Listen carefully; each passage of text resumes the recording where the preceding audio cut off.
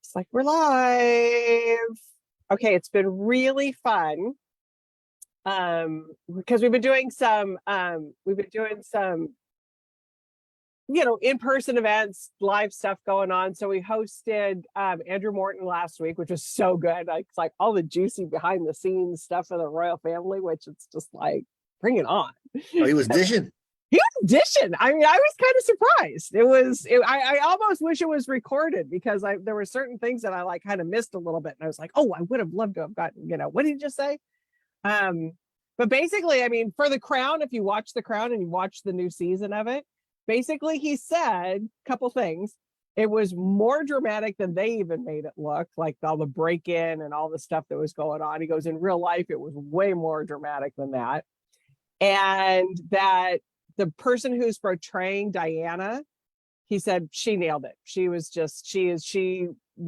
such a good representation of Diana that it was at some points he was even like stunned watching it. I mean, like her mannerisms, everything. Well, she really is good. Yeah. Yeah. And then he said, and Prince Charles isn't as nice as they're portraying him out to be. That's what Deborah keeps insisting. Well, I'm not all the way through the season, but Martin Bashir has forging documents and stuff to make her more paranoid about. I found that so appalling. Yeah, and he was pretty much he was basically saying that it was pretty accurate. Like the stuff that they were doing was pretty accurate. So who knows? But why I segued to that though was it's been really fun being at some of the live events because I'm running into and people are coming up and introducing and saying hi, who watched Tea Time? And so it's been really fun. I mean, Gabe, you saw it last year at the open house. Please, I was surrounded. It was like two people. You were like a rock star. Couldn't get enough. You were like a rock star. But it's really been fun that they love it. They're watching it, and we got some good recs going on.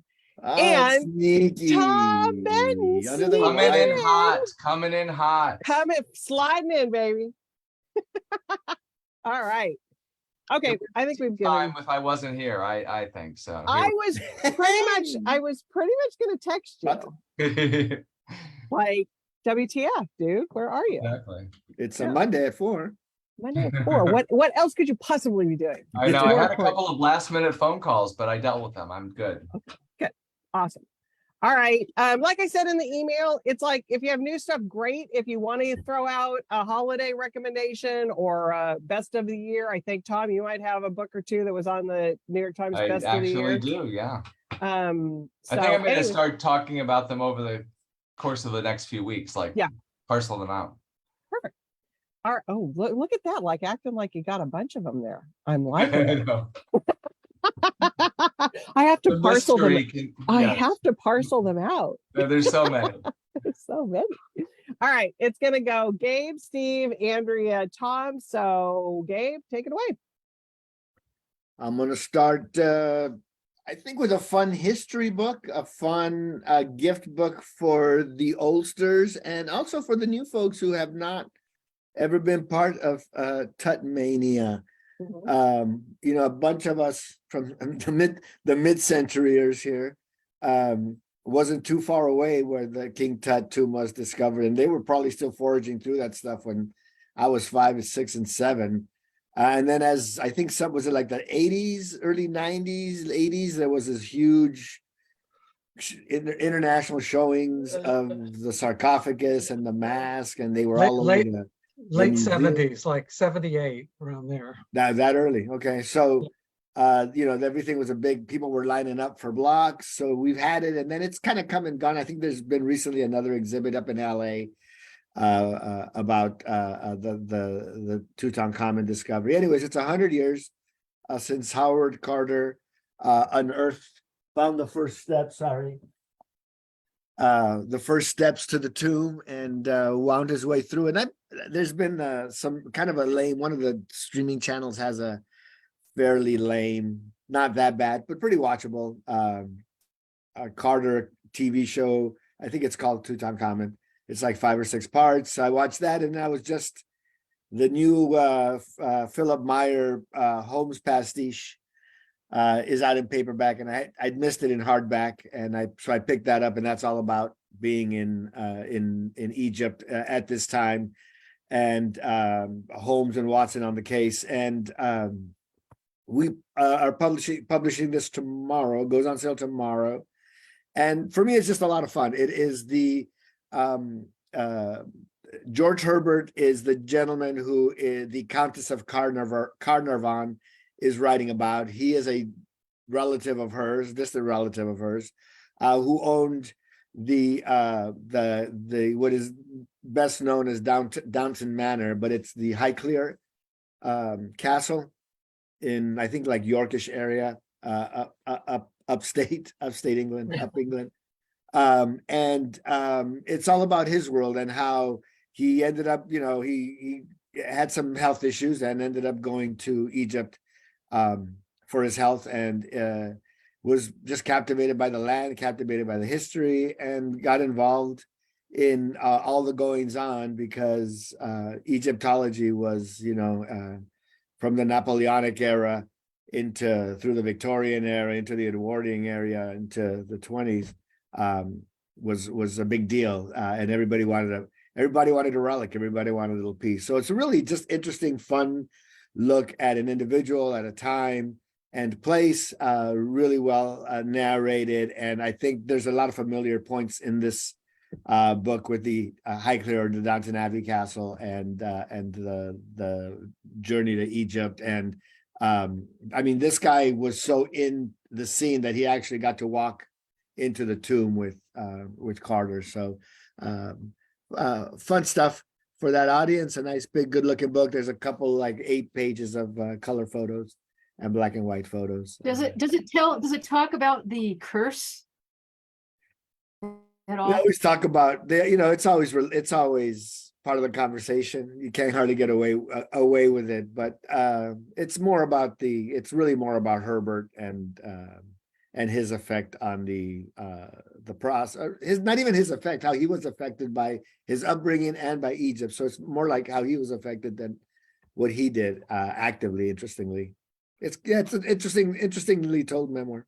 Yeah, no, I love the connection, because there's like Downton Abbey, and then I love that connection, because I think that's going to really appeal to people. And I was watching, I don't know if I watched the same thing, Gabe, or if I watched something else, but there was something on either like Smithsonian or one of those channels about the King Tut and the whole thing, and just what a phenomenon. I mean, it's like, that's been going on. I mean, I think they're still touring him everywhere. Yeah, it's amazing. 100 years later, right? Yeah, and there's still, it's pretty phenomenal. Still draws a crowd. Yeah, and he wasn't that, now correct me if I'm wrong though, and I probably am wrong, he wasn't that important of a pharaoh during his life, but he was like really young, and so but in afterlife, and what he's like done in the last 100 years has just been amazing, and what he's done to Egyptology, just for the I mean, I know Ramses, Tutankhamen, and Akhenaten, the Sun King. Those are the 3. Yeah. But of those, I don't think he really was that instrumental in like doing stuff in Egypt. No, he died young. His brother was the one. Yeah. Anyways, we digressed a lot on that one. Okay. Steve. We're reminiscing about. It's like, it's really cool though. Yeah. All right, Steve, what do you got for us? Well, I remember waiting in line for when that exhibit came to the LA County Art Museum. It was 77. Now I remember it is 77.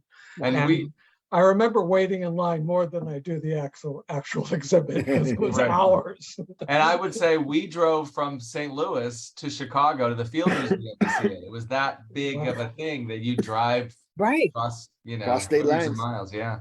Well, I was 16 at the time. Not sure what I was doing. Kid. I know what you were doing. I was graduating from high school that year. I know what you were doing. All right. Well, save me, Steve. Save me. Okay. Well, I'm going to use today to talk about a few of my favorites for the year, and maybe a few more next week. But I'm going to start out with my favorite book for the year, and many, many, many other people's, which is Lessons in Chemistry. And this book has been a phenomenon. It's been on the New York Times list for more than half a year. It's truly been a word of mouth book that was aided by lots of national publicity. It's kind of, but it's really the word of mouth, behind its success, and that people just love this and want other people to read it. And it's about this wonderful character. Her name's Elizabeth Zott. She's a scientist in the late 50s, early 60s. She's smarter than all the guys she's working with, and they do everything to push her down, and abuse her. She goes through every possible kind of shit, and she comes through it. And it's funny. There's great side characters. There's an incredible dog named 630 that you'll fall in love with. She gets fired from her scientific work and is offered a TV show, an afternoon show of teaching cooking, but she turns it into something totally inspirational. It's about science, it's cooking, it's about mothers and women taking charge of their lives.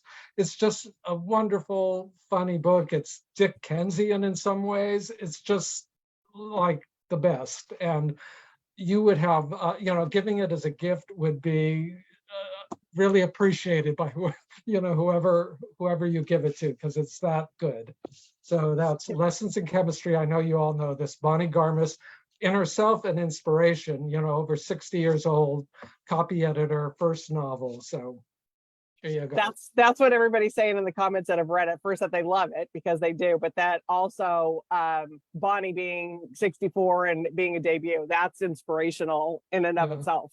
Yeah. That is awesome. Yeah, love it. Yeah. And it's just one of those books that it's really universal. It's just one of those that, and I think that's the appeal to it, in its success, and it's why the word of mouth is working, is that it's just that universal kind of book. So yeah, awesome. And I'm sure, it's got to be a TV series or something coming.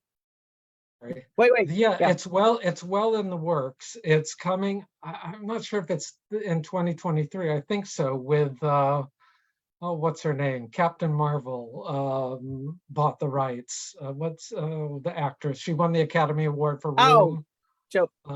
Not Scarlett Johansson. No, J-Lo. Who is it? The Academy Award for what? For Room. Jennifer Lawrence. No. Oh, Room. Oh, we'll think about it. Yeah. We all know come it, to me. but, I'll get it by the end. Yeah. And Beth's on here saying, yes, you can read it, especially you can give this to like non-readers, somebody that's like just that doesn't read a lot. It's like, yes, this is a good one for that too, for sure. Okay, Andrea. Thanks, guys. It's good seeing you. Sorry, I've been out incommunicado the last couple of weeks. It's all been good. I mean, you came closer to us from somebody's backyard, so that was good. Yeah, that was good. Was this the one? No, that's not the one. I don't know what just happened to my screen. Hold on. Hopefully we're not seeing anybody's like fired email or anything. Right, exactly. We don't want to see your email. But look at all this stuff. It's just like, what happened to my, I just had up my thing. Did I just lose it? Do you want me to put the screen on? Do you want to do also a poet? I can put it on the screen for you. Yeah, can you do that? Yep, let me find it real quick. It's weird. So I want to talk about also a poet, Frank O'Hara, My Father and Me. This is by Ada Calhoun. Sorry about my dog. That's I right. don't know what's going on, but Sparrow's barking at the neighbors.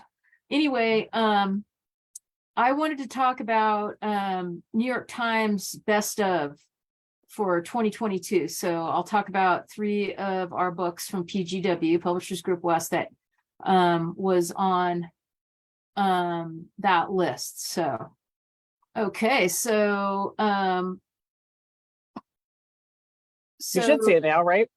Yeah, can you see that? Mhm. Okay. What's going on? Okay. So this is from Ada Calhoun, $27, and it's basically it's just this amazing memoir from a New York Times bestselling author who has only outdone herself with this new one, tracing her fraught relationship with her father and their shared obsession with a great poet, Frank O'Hara, and particularly O'Hara's famous lunch poems. Her father. I don't know what's happening. Hold on. Something weird is happening. It's like psychedelic. It's crazy. It's like psychedelic something happening. So I'm going to stop sharing. I might leave my body if I look at that. I don't know what the hell's going on. So I'm stopped sharing. So okay, Harry's like knows what the repeating cover itself. looks like. It's in the chat, so we're all good. Yeah. So anyway, her father actually just died recently too, which is a bummer. But he back in the day was friends with O'Hara and like the whole downtown poet scene back in the day. And his father was the one who wanted to do a huge study and write a monumental work on O'Hara, and he never got around to doing it. He was an art critic for the New Yorker and had a lot of other side projects going. And then so Calhoun found his notes and recordings of all of these poets, including O'Hara, and decided to use that original source material plus her discuss her relationship with her father and meld it all together into this fascinating work that has gotten amazing reviews. There's copies of it right now at Warwick's, and I just think it's so wonderful. What is Susanna Callahan says, also a poet contains multitudes, a celebration of one of America's greatest poets, an ode to New York of today and yesterday, an investigation into legacy and memory, a meditation on art and writing, a humane yet fiercely candid look at the anxiety of influence, a memoir about Calhoun's fraught but fruitful relationship with her father, who put his art above all else. This extraordinary book, full of wisdom, beauty, and generosity of spirit, proves that we can be good and also great. Holy cow, that is a blurb, okay? Like, I mean, she doesn't have to write anything else if you get a blurb like that. That's like, that's a pinnacle of somebody's career. If you get such a great endorsement like that from somebody who's also an amazing writer. So that's also a poet, Frank O'Hara, My Father and Me. There's copies right now at Warwick's, $27, hardcover, and that's from Grove Press. Yeah, it's good. And she's awesome too. I mean, she's really a sweetheart. Yeah. We had her at the store, and also, okay, so there's a great San Diego connection. I think she gave her father's papers. Now, correct me if I'm wrong, Amanda, in the background. I screw up stories all the time. Making shit up. No. Why not? Why not? But I think she gave her father's papers or something. There's some connection to the San Diego Public Library. So okay. there's something down there that's connected with Frank O'Hara and her dad and everything. So anyways, I don't know if that's interesting to people or not. Excellent. I hope that you all go and snag the remaining copies before the Oh, holidays. so we still have, Amanda says we still have some autograph ones. I think we do. And I think the library connection is that she did a lot of research at the Archive for New Poetry at UC San Diego Geisel Library. At least that's what I know about it. Okay. Yeah. Excellent. See, I'm making stuff. So thank you, Amanda. Always Together we all know a lot. Just there's something. Okay, Tom. Okay, so it is kind of rare at this point in the season to have new books to talk about because they've shipped most of them. But we do have a book on sale tomorrow, John le Carré's letters, called A Private Spy. So it's not all of his letters. These are actually, he had more letters, and he was quite the letter writer.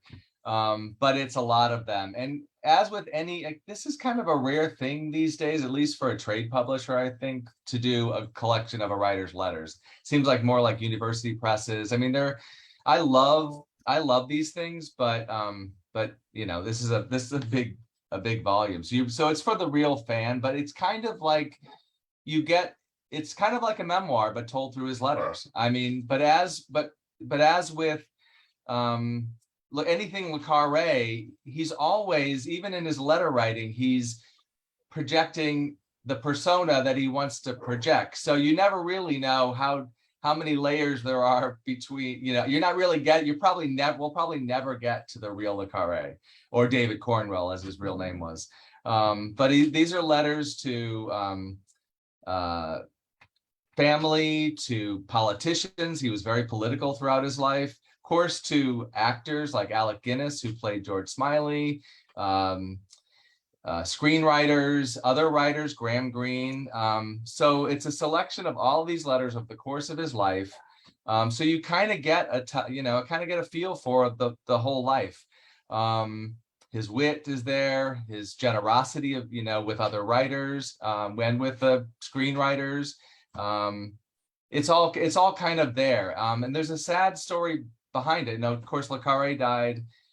Was it last December or the December before? I think the December before. I think so. 2020, I think. But we were doing tea. I know we were doing tea time. We were doing tea time. Yeah. Yeah. And then his son, after his death, son Tim, set about to do this, to collect these, do everything for this volume and get it published. And then not long ago, I'm not sure how long ago, but within months, he died. He just suddenly, he's in his 50s, I think, suddenly passed away. So anyway, that's just neither here nor there to the book itself, but just to acknowledge all the work that he did. Yeah, so it's a $40 hardcover. So if you're a real fan, you'd want to have this on your shelf. It's gorgeous. There's a great review. Gift. That's a great gift. That's a great gift, yeah. And there's a great review by Mick Herron in the Washington Post. And Mick Herron, the author of Slow Horses, he's sort of one of the inheritors of Le Carre's, of that mantle of the great spy novelist. So his review is really a nice tribute to the man and to the book. So A Private Spy by John Le Carre. I kind of love that you don't know if it's true and not true, because that's just the whole persona of right, I know who he is, right? It's just I kind of I didn't realize, I guess I didn't know a lot about the man, because apparently there were mistresses that are alluded to, and when aren't there? Yeah, true. Good point, Julie. John Le Carre. Name me when there aren't, and that will be find me someone that's that will be a newsflash. Yeah. Find me someone that's not, and I will be impressed. Thank you. Okay. All right, Gabe.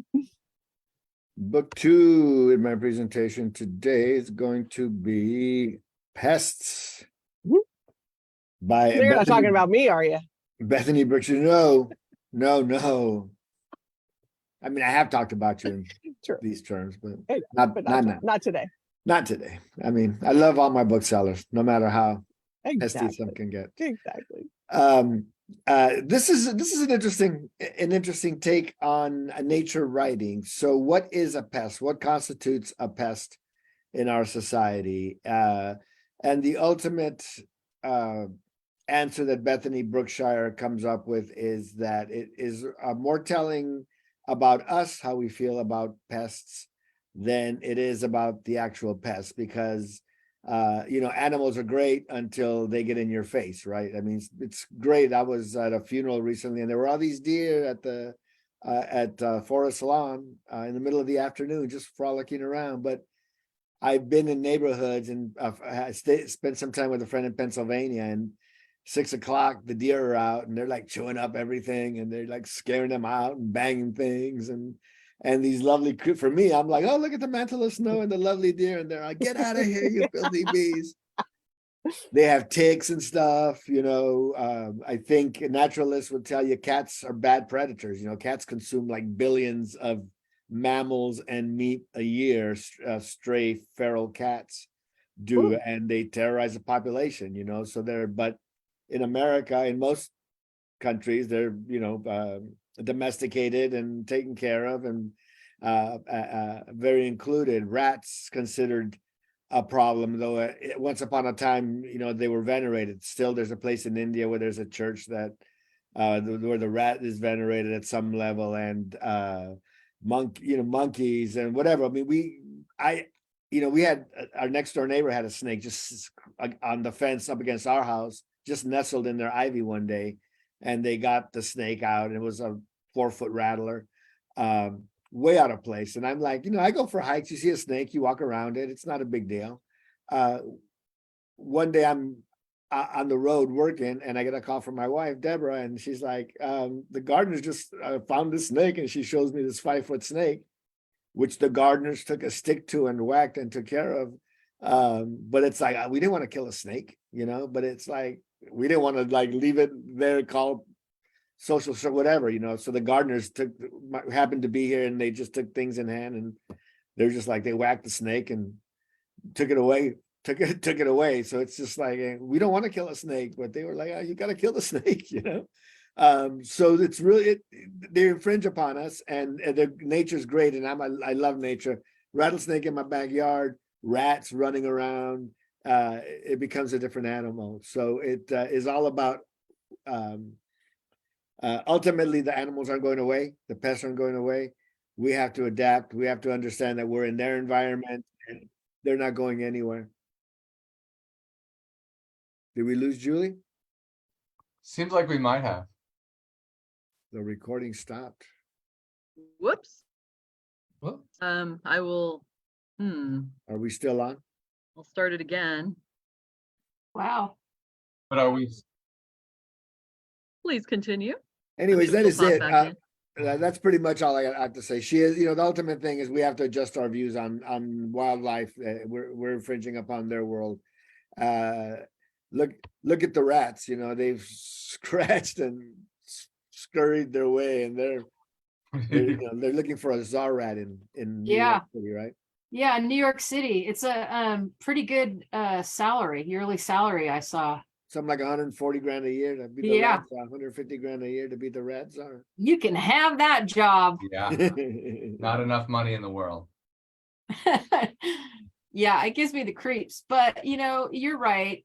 We do like, and we anthropomorphize animals too, and like put our worst traits on them when it has nothing to do with what they are as a species, you know, that sort of Right. thing. Yeah. I've all known right. some I pet think rats who were very sweet. Really? Yes, there. Oh yeah. Yeah, they're super smart too. It's crazy. I'll take your word for it. All right, I think I'm up next. So continuing on with some of my favorites from the year, and the next one, oh, this is off my. Well, there. Thank you. Tomorrow by Gabrielle Zevin. I love this book. It's I had never read her before. She's primarily been writing, I think, young adult novels, maybe one other adult novel. This is an adult novel, but it could be read by a young adult. And it's a friendship novel. Sam and Sadie, they meet as teens, and they have a very fraught yet incredibly creative relationship because they become partners in creating games, and very successful games. And you don't have to be a gamer I'm not, to enjoy this novel. One of the great things about it is the games they invent tell their story. Each of their stories as individuals and their relationships to each other and their history and their family's history, it's all woven into their games. And it's just beautifully told, great relationships, you'll laugh, cry, a lot of tears in certain sections of the book, but it ultimately uplifting. So that's Tomorrow from Gabrielle Zevin. It's been, again, one of the big books of the year, just keeps selling and selling and selling. Another kind of word of mouth book, as well as getting big push from Random House, or from Knopf in this case. Yeah, we are doing for our regular weekly e-blast this Sunday. Since we don't have events really next week, author events, we are sending out a list of bookseller favorites. Well, we're doing holiday gifting, and then the week after we're doing favorites of the year. And I think a couple of people have already chosen tomorrow and tomorrow and tomorrow, and I'm pretty sure I am going to as well as my favorite book of the Yay. year. Yeah, it Yay. wrecked me in the best possible way. Yes, And yes, it's like that. yeah, and it was nice that during the New York Times's presentation of the 10 best books of the year, it actually was mentioned near the end of their presentation, kind of as a very close runner-up. It didn't quite make the top 10. Yeah, like an honorable mention. Yeah, I it was really happy there. it was mentioned. Yeah. I'm listening to it now and loving it. It lives up to everything I've heard about it. I'm about 3/4 of the way through, but That's it's great, really- great. And I'm not certainly not a gamer. I was gonna say, you don't have to be a gamer, but if you were a gamer, if you Oh, I'm were someone sure. like me who grew up playing Oregon Trail and things like that, it'll hit you deep in the feels. Oh, good. Yep. Okay, Andrea. Okay, thanks. I figured it out this time. So this is another top 100 books of 2022 as named by the New York Times. This is Homesickness by Colin Barrett. This is a second short story collection by this Irish standout. Yes, once again, another great Irish short story writer on the Grove Press list. This is a $27 hardcover. It was a New York Times editor's choice back in the day too. And then also Oprah Daily named it as one of their best books of 2022. So this guy is the real deal. He's here to stay. I just heard today during sales conference publisher presentations earlier that he's working on a novel. So Grove is quickly developing him into a solid young house author for them, which is nice. And basically, let's see, the New York Times calls his writing exact and poetic. He's won a ton of awards, the Rooney Prize for Irish Literature for his first collection called Young Skins. He was named to the National Book Foundation 5 under 35, which is, not easy to do. There's a lot of young writers, and he made that cut there. And this basically follows the lives of outcasts, rebels, malcontents from County Mayo to Canada. So not fully set in Ireland, but there's a lot of stories that are set there. So very exciting. Stuart Dybeck from the New York Times Book Review says, shot through with dark humor, pitch perfect dialogue, and a signature freshness that makes life palpable on the page. So this guy's, I can't wait to see what he does. Going forward. I know that we're all going to be taking a look, an early read for sure when his novel comes out, and I think that's coming out maybe late 23, early 24. So Who's the publisher again on that one? that's Grove Press. Grove? Homesickness. Grove does such a great job. Yeah. Did you- I mean, it's just a joy and Yeah. an honor and a privilege, as they say, to represent them. So Julie. Yep, they're good. Did you guys miss me? Uh, Yes. Yeah. Are you here? Oh, wait. Oh my God. If I lose you guys again, Amanda, just take over and just forget that I'm here. you haven't right. lost us, but can you hear us? Yeah, I can hear you guys. Okay. Are So we Tom. done? I will go. So ouch, my next ouch. So speaking of best of the year lists, I swear to you, every best of the year list includes Hernan Diaz's Trust. Yay, Amanda. I mean, it is uncanny. So it was on the New York Times top 10 list last week. It's on every list. I was even looking today, the New York Times is doing another list, a bunch of lists for the next issue where they're doing like genres. And so they have like historical novels, romance. So under historical novels, this is among the top 10 books of the year. So I talked about it back when it came out, but to remind you, it's the story of Wall Street tycoon and his wife. And the first section of the book is a novel within the novel about the tycoon. The second section is the tycoon who wasn't happy with that novel. His response, his memoir, unfinished memoir. Third section is the woman who helped him write that memoir. And the last section is the wife's diaries. So we're slowly piecing together this puzzle of a life. And it's absolutely brilliant. It's, it can be read if you love Amor Towles, if you love great historical novels, it can be read that way. But it's working on a bunch of different levels. And it succeeds, I think, on all of them. So Maureen Corrigan on Fresh Air, it was on her 10 best list. And she says, Trust is an ingeniously constructed historical novel with a postmodern point, namely that readers can't wholly trust any of the slippery stories we read here, especially the opening one about the rise of a Wall Street tycoon, much like Charles Schwab or JP Morgan. So it's about money, it's about capital, it's about fiction, it's about storytelling. It's incredible. And so that's why it's showing up on every 10 best list of the year. So buy it now. Hernan Diaz's Trust. He seems more of a Howard Hughes character to me. Yeah, that's good too. Yeah, but earlier. Yeah, earlier, but just like his idiosyncrasies and like, he's got a few. Yeah, that's true. That's true. But clearly, Hernan Diaz, everything he does is going to be brilliant, I think. His first book was Coffee House Press in the Distance, which was a deconstruction of the myth of the West. This is the myth of American capital.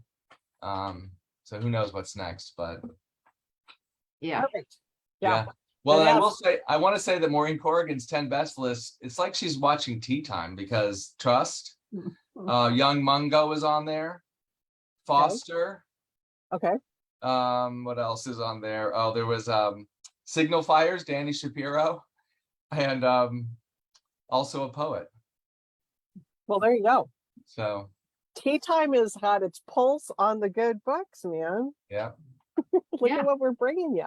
Listen, just because we live on the West Coast doesn't mean that we don't know what's going on. We do kind of get a little bit of like that, I don't know, backseat, spare child kind of feeling sometimes.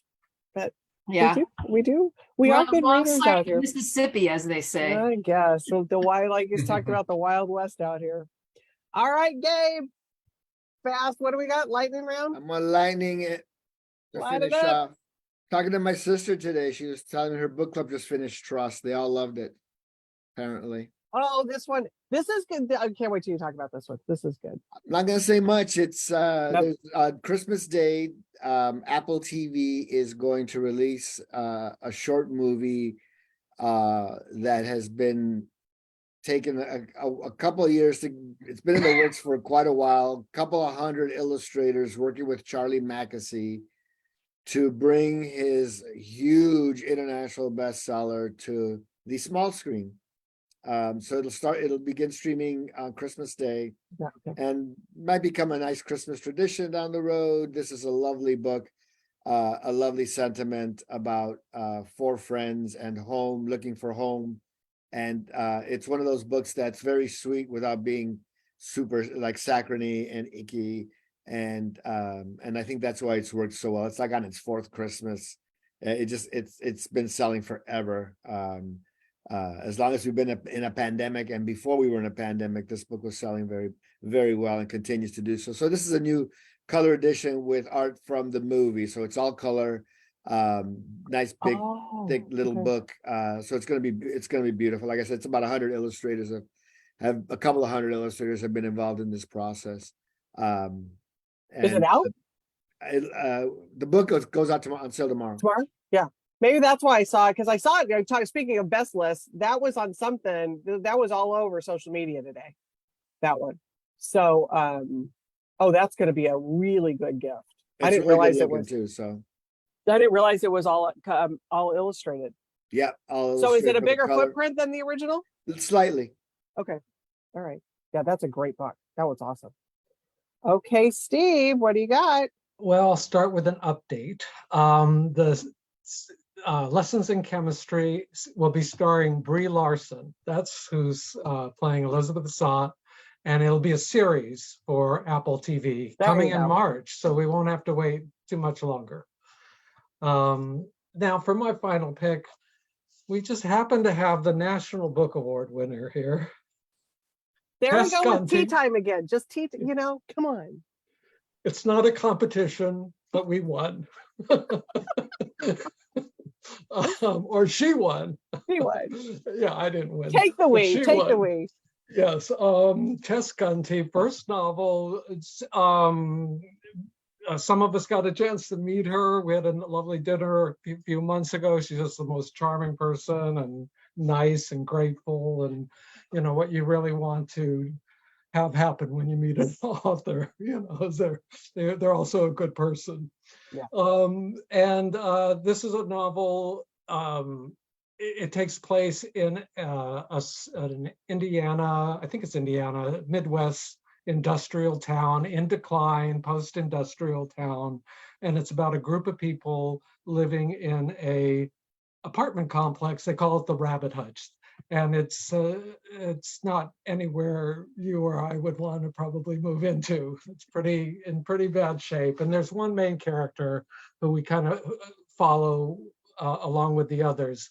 And it's the kind of book that you really have to stick with, and all the way to the end. You might go, oh, this is kind of depressing, and I don't want the characters. I don't know if I want to keep reading this, but keep reading.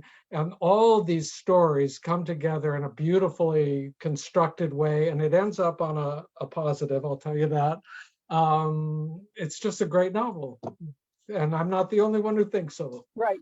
And it's just great that it won the award, and now finally people are coming out and buying it, because it was, for a while there, it was getting great reviews. It was on the long list, it was on the short list, but the sales hadn't really clicked. It won the award, and now people are going, okay, I'll give it a shot. So give it a shot. Awesome. Yeah, for sure. And she is lovely. I mean, absolutely, wrote a great book, and she is absolutely lovely. I was privileged enough to be at that dinner. Okay, so Gabe, Diane's on here. She led a book discussion with her book group on Mary Jane, which I loved Mary Jane. But she wanted to remember last week when we were talking about the icebreaker of what was your first concert? Is that, Diane, not the best icebreaker? Totally. It's such a great icebreaker. And it's really fun to like when I think I may have mentioned this last time when I hosted John Grisham and House, and Elton John was his first concert, and it's just it's like who would have thought, John Grisham, Elton John, it was just it's really fun. It's a really fun icebreaker. So anyways, fun little side note. All right, Andrea, what you got? Okay, I want to talk about The Hurting Kind. This is a astonishing collection of poems from Ada Limon, and it is on the New York Times top 100 books of 2022, as well it should be. This is a $24 hardcover from Milkweed Editions, one of our wee nonprofit presses that are just putting some amazing volumes into the world. And this collection explores the relationship between the human and non-human, ancestors and people living in the current day, those sorts of dichotomies and divisions. Ada Limon is our current poet laureate.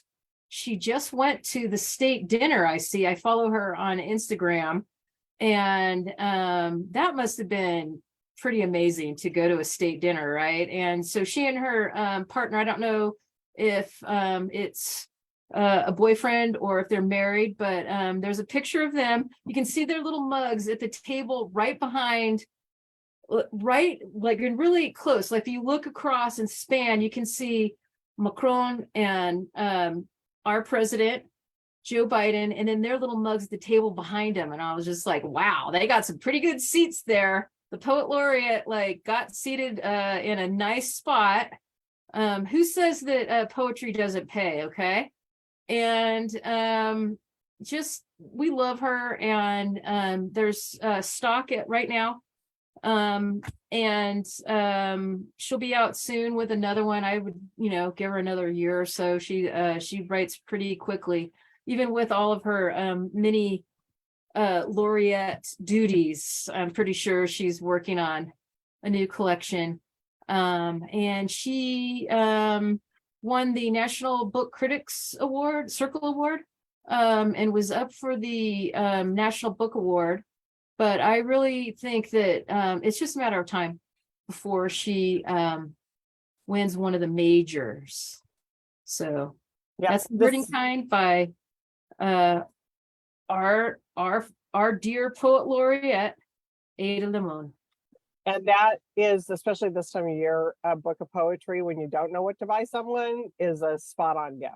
It's Yeah, just those like- and her also her poetry isn't really dense. It's not like 4 pages, of really long lines. They're very digestible. You can read one a day and get through it without like white knuckling it. If you're, one of those poetry readers.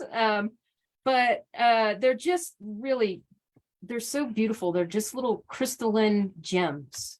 And like you said, Milkweed is doing a really good. They really are. They're really putting out some really good stuff. Okay, Tom, there you go. Look what Gabe has Oh, yeah. there it happened to is. have. I was Nice. like, I know I have it, and I was just dug through a couple of layers of my desk, and it's been sitting here. Yeah, you have a few, I think. So yeah, you guys are big Limon fans there. I'm a big fan. I've been a Yeah. big fan. All right, Tom, bring us Right. home. Ready? Okay. Yep. Out in paperback tomorrow. So it's nice to have a new trade paperback out before the holidays, The Paris Bookseller, which was a big hit in hardcover. I think we did it in January of this year. So it's really a treat to have it on the shelves for the holidays. So it's the story of Sylvia Beach and Shakespeare and Company in Paris, and how Ulysses was published, how she, when it was banned in the US, Sylvia Beach took action and published it. And so it's the Lost Generation, it's Paris, and as the Boston Globe said, a love letter to bookstores and libraries. So perfect for readers like me, all of us, I think. The Paris Bookseller by Carrie Marr. And can I just say, okay, we hosted her for the hardcover, and we've hosted her. She's done a couple things for us on our Zoom events too. She's the nicest person on the face Is of the she? planet. Oh, She that's is good to know. just lovely. So if nothing else, buy her book because she's a good Right. person. But it is a good book. But Right. it's just like Right. And it's not her, and she's been publishing, she's had a few books, but this was the one that really hit. that one really hit, and Yeah. she just and it was really interesting because there was lots of men in the audience. I didn't expect that. Oh, no. So she's got so you're right, Tom. It's like it's one of those books, sort of like the lessons in chemistry, where it kind Yeah, of you just could like give this to anyone. That's exactly right. Yeah. yeah, it's kind of one of those you Yeah. can give to anybody. Well, Oh. and a perfect time for it to come out since Ulysses was the 100th anniversary. That's right. Did you guys know that that Joyce never paid her for her help in don't think I bringing Look at that? this jaw, Darby. Yeah, it's scandalous. I mean, he never, I mean, she and her partner, Adrian, can't think of her last name right I now. don't remember, right. They put all of their savings into getting that early edition out, and he never gave them any money for he just took everything. I don't want to man bash today on this, but I you know, know, And this kind of fits in with what you were And with saying earlier what about we were John saying le Carre. earlier, just like Did you he ever know, make guys- any money though? I mean, did he ever make Yeah. any money? Yeah, he made money off of it. And that's the thing. And he's like, well, I've got a family to support. And it's like, well, they have a bookstore to run and they gave you all of their money like to do this. Anyway, it's not, it's, but I'm sure that's in there. I'm sure that that's, Yeah, I don't remember that being in there, but maybe so. Maybe she's nicer than we are as far as like pointing out the cads in life. Yeah, right. That's your terrible. literary history. You got to deal with it, You got to deal with it. All right, everybody. Well, that was another good week of recommendations. Lots of good stuff. Lots of good gift ideas for everybody. Can't wait for the Apple TV series, Gabe. I think that's going to be something that's really special for that one. Could be a nice, yeah, something to do on Yep. Christmas Day after. Yep. I think that's going to be a good one. All right, everybody. We will be back here next week, same time, same place. So everyone have a good week of reading and gift buying and book buying and all that fun stuff. So see y'all later. Bye.